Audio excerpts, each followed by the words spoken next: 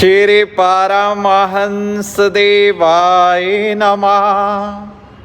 राजा ने राज पंडित से कहा, वर्षों बीत गए आपकी कथा सुनते, आपके कहे अनुसार यज्ञ दान हवन पुण्य सब कुछ किया, परंतु मन में शांति नहीं आई।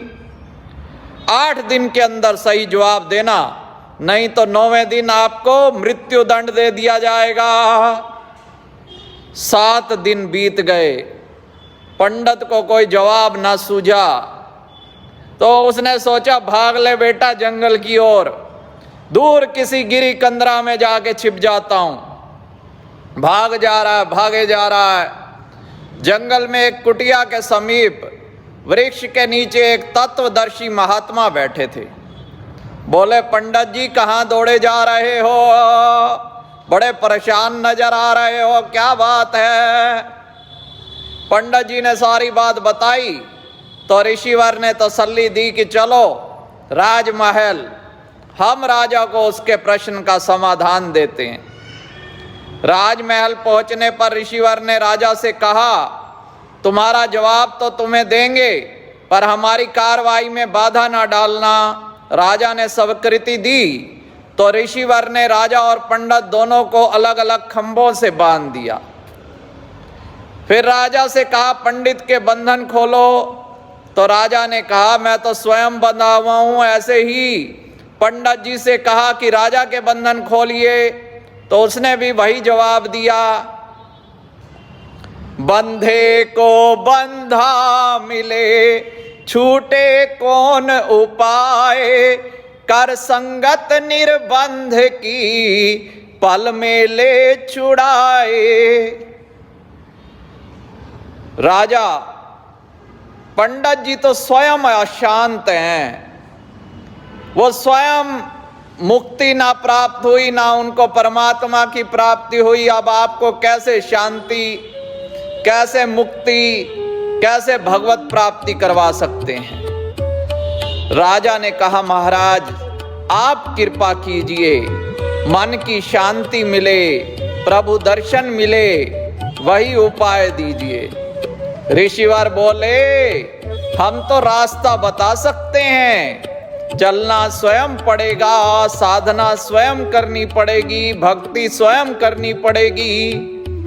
केवल गुरु जी की चापलूसी से काम नहीं चलने वाला कि आप तो भगवान हो, गुरुदेव आप तो भगवान हो, बस चढ़ा दिया, भगवान हो, कृपा कर दो। कृपा तुम्हें स्वयं अपने पे आप करनी पड़ेगी।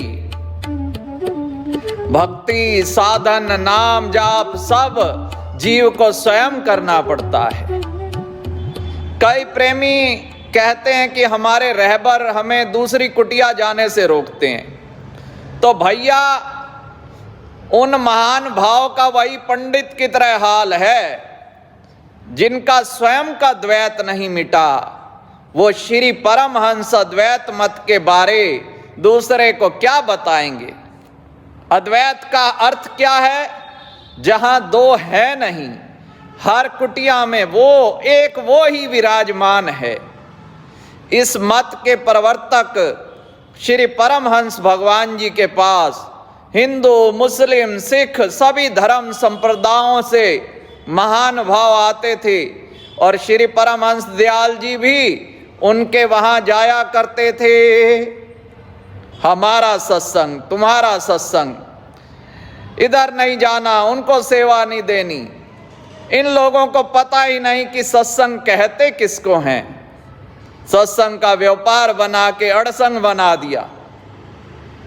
ऐसे लोगों की संगति से दूर रह के उनका विरोध करने की आवश्यकता है, क्योंकि गलत कार्यों का समर्थन भी तो गलत काम ही है।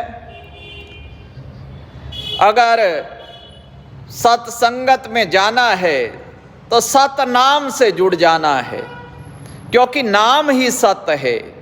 उस सत नाम से जुड़ जाना ही वास्तविक सत्संग है।